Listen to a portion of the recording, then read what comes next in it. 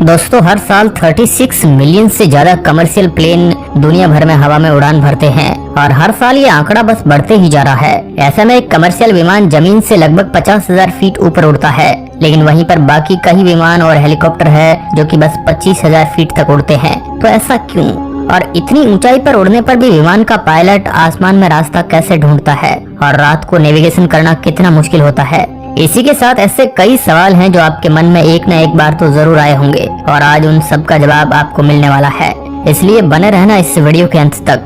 Hello दोस्तों, मैं हूं आपका दोस्त, चैनल देख रहे हैं। दोस्तों सबसे पहले आपको पता होगा कि प्लेन ज्यादातर बस 3 प्रकार के होते हैं, या तो हेलीकॉप्टर, या तो जेट प्लेन, या फिर कमर्शियल प्लेन। आज और भी कई अलग अलग प्लेन आते हैं, लेकिन वह सारे इन्हीं कैटेगरी में होते हैं। ये सारे एरोप्लेन अलग अलग ऊंचाई पर उड़ते हैं। जब आप प्लेन में सफर करते हैं तब आप आसमान में बहुत ही ऊंचाइयों पर होते हैं, क्योंकि कमर्शियल प्लेन आमतौर पर 30,000 फीट से लेकर 50,000 फीट के बीच में उड़ते हैं, और वहीं पर जो नॉर्मल हेलीकॉप्टर होता है तो बस 10,000 फीट तक ही उड़ता है। इसलिए हेलीकॉप्टर को हम कई बार अपने ऊपर से उड़ते हुए देखते हैं और वह हमें हमारे काफी पास लगता है।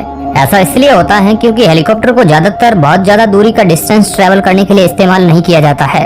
अगर किसी को एक देश से दूसरे देश जाना है तो वह हेलीकॉप्टर का इस्तेमाल बिल्कुल नहीं कर सकता है। वहीं पर आमतौर पर हेलीकॉप्टर का इस्तेमाल बस कुछ दूर जाने के लिए किया जाता है, या फिर सामान को यहाँ से वहाँ ट्रांसफर करने के लिए किया जाता है।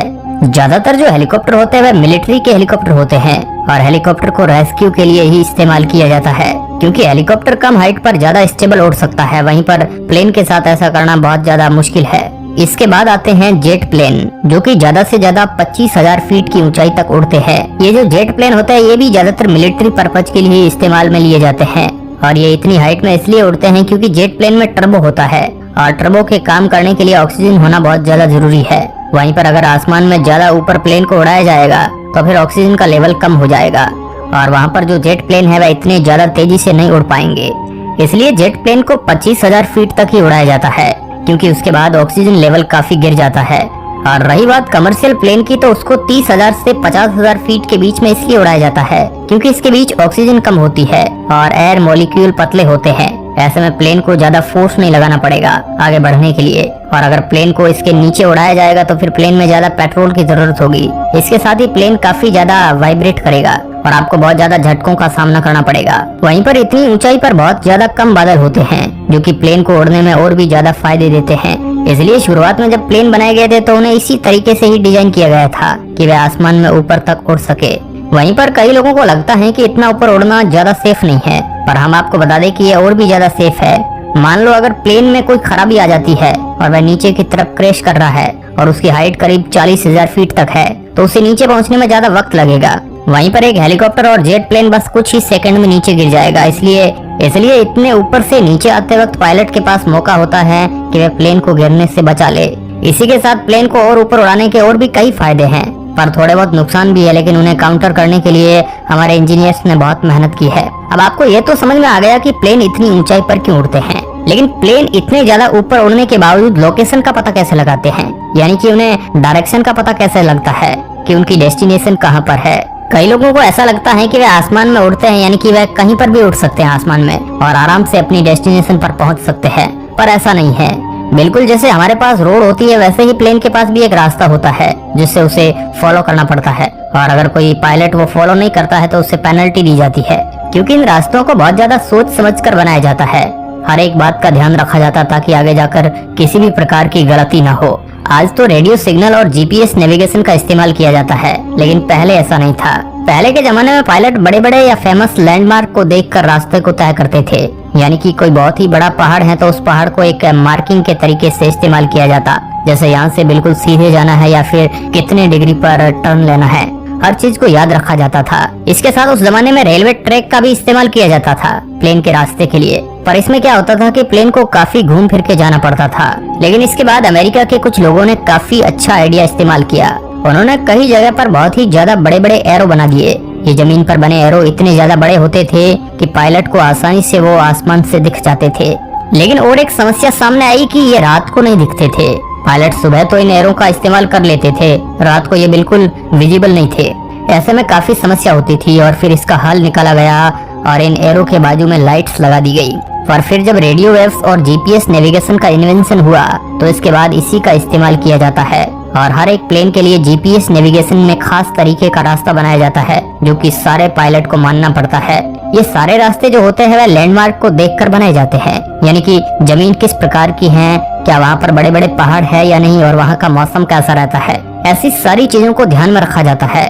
इसलिए कई ऐसी जगह भी है जहाँ पर सर्दी के सीजन में प्लेन नहीं चलते और सर्दी के सीजन में उन्हें प्लेन को दूसरा रास्ता इस्तेमाल करना पड़ता है, क्योंकि वहाँ पर सर्दी में बहुत ही ज्यादा क्लाइमेट बिगड़ जाता है जो कि प्लेन के लिए बिल्कुल सही नहीं है। इसके साथ आपको भी पता होगा कि कई ऐसी जगह हैं जो नो फ्लाइंग जोन है, जैसे कि मक्का मदीना, ताजमहल, हिमालय और ऐसे ही बहुत ज्यादा फेमस स्ट्रक्चर और रिलीजियस प्लेसेस के ऊपर से प्लेन को नहीं उड़ाया जाता है। ऐसा इसलिए किया जाता है ताकि लोगों का रिलीजियस सेंटिमेंट हर्ट ना हो, जैसा कि मक्का मदीना को एक बहुत ही ज्यादा पवित्र जगह माना जाता है इस्लाम धर्म में, इसलिए इसके ऊपर से प्लेन को नहीं उड़ाया जा सकता और इसके ऊपर से प्लेन को उड़ाने का कोई रास्ता नहीं दिया गया है। वही फेमस स्ट्रक्चर के ऊपर से प्लेन को ना उड़ाने का कारण एक ये भी है कि कहीं कुछ प्लेन में गड़बड़ी ना हो जाए और वह फेमस स्ट्रक्चर तबाह ना हो जाए। दोस्तों, अब आप ये बात तो जानते होंगे कि कई जगह पर जाने के लिए प्लेन बस 1-2 घंटे में ही पहुंच जाता है, लेकिन वहीं पर कुछ प्लेन की ड्यूरेशन बहुत ज्यादा बड़ी होती है, जैसे कि आप लॉस एंजलिस से सिंगापुर की प्लेन को ले लीजिए जो कि कंटिन्यू 17 घंटे की प्लेन है, यानी कि आपको 17 घंटे प्लेन में बैठना पड़ता है लॉस एंजलिस से सिंगापुर पहुंचने के लिए, और वह प्लेन बीच में कहीं पर भी नहीं रुकती है। ये दुनिया की सबसे ज्यादा लॉन्गेस्ट ड्यूरेशन वाली प्लेन है। अब ऐसे में आप ये उम्मीद तो नहीं कर सकते कि पायलट या फिर कैबिन क्रू लगातार 17 घंटे तक काम कर सके, क्योंकि अगर कोई पायलट लगातार 17 घंटे तक प्लेन चलाएगा तो यकीनन उसकी हालत खराब हो जाएगी। इसलिए इनके आराम करने के लिए खास जगह बनाई जाती है, जैसे कि पायलट जो होता है उसके कॉकपिट के बाजू में ही एक खास तरीके की सीट होती है जिसमें वह बैठकर थोड़ी देर आराम कर सकता है या फिर सो सकता है। ऐसे लॉन्ग ड्यूरेशन वाले प्लेन में पायलट हमेशा 2-2 के टर्म्स में प्लेन उड़ाते हैं, यानी कि 9 घंटे तक एक पायलट चलाता है, उसके बाद अगले 9 घंटे तक दूसरा पायलट। और कई बार पायलट ज्यादा थक जाते हैं तो प्लेन को थोड़ी देर के लिए ऑटो पायलट मोड में भी डाल दिया जाता है। ऐसे में ये एक बोनस फैक्ट है कि एक पायलट 14 घंटे से ज्यादा वक्त तक लगातार काम नहीं कर सकता और उससे मिनिमम 9 घंटे का काम तो करना ही चाहिए अगर उसकी तबीयत सही है तो। इसी के साथ जो केबिन क्रू होते हैं जो कि आपकी सेवा के लिए 24 घंटे तैयार रहते हैं, वह भी शिफ्ट में काम करते हैं, यानी कि बिल्कुल पायलट की तरह। कुछ घंटे तक एक केबिन क्रू का ग्रुप काम करता है और उसके बाद दूसरा केबिन क्रू का ग्रुप काम करता है और तभी पहला वाला ग्रुप आराम करता है। और इसके लिए प्लेन में खास जगह बनाई जाती है जहाँ पर कई सारे बेड लगाए गए होते हैं जिसमें आराम से केबिन क्रू सो सकते हैं। ये जो जगह होती है ये पेंट्री यानी कि इकोनॉमी या बिजनेस क्लास प्लेन सेक्शन के बीच में होती है। ऐसा इसलिए ताकि वे आराम करने के साथ जरूरत आने पर दोनों साइड सर्विस दे सके। और आप में से ज्यादातर लोगों ने अगर प्लेन में सवारी नहीं भी की है उसके बाद भी आपको प्लेन में ये जगमगाती लाइट के बारे में तो पता ही होगा। प्लेन में आखिर ये रोशनी क्यों होती है? वैसे तो प्लेन के सबसे आगे वाले हिस्से में भी एक सफेद कलर की बड़ी सी लाइट होती है जो कि रात में देखने में मदद करती है, लेकिन इसके साथ प्लेन के पंखों पर और उसके पीछे वाले वर्टिकल विंग पर छोटी लाइट्स होती है जो कि लगातार जगमगाती रहती है। तो आखिर इनका काम क्या होता है? कई बार रात को ट्रेवल करते वक्त मौसम इतना ज्यादा खराब हो जाता है कि प्लेन के पायलट को चीजें सही से नहीं दिख पाती, तो ऐसे में ये जो प्लेन में जगमगाती रोशनी होती है ये नेविगेशन का काम करती है। दरअसल प्लेन के एक साइड में रेड लाइट होती है, दूसरे साइड में ग्रीन कलर की लाइट होती है और वर्टिकल विंग में व्हाइट कलर की रोशनी होती है ताकि हर एक मौसम में ये लाइट दिख सके। और अगर सामने से कोई प्लेन आ रहा है और बहुत ज्यादा अंधेरा है या फिर मौसम खराब है तो इन लाइट्स के जरिए उससे आसानी से पता चल जाएगा कि सामने कोई प्लेन है। और लाइट अलग अलग कलर का रखने का ये भी कारण है कि हर एक मौसम में कोई ना कोई लाइट तो दिख ही जाएगी। आपको विमान से जुड़ी हमारी ये वीडियो कैसी लगी नीचे कमेंट सेक्शन में हमें जरूर बताएं और ऐसे ही वीडियोस देखने के लिए आप हमारे चैनल को सब्सक्राइब करके इसके साथ जुड़ सकते हैं। धन्यवाद।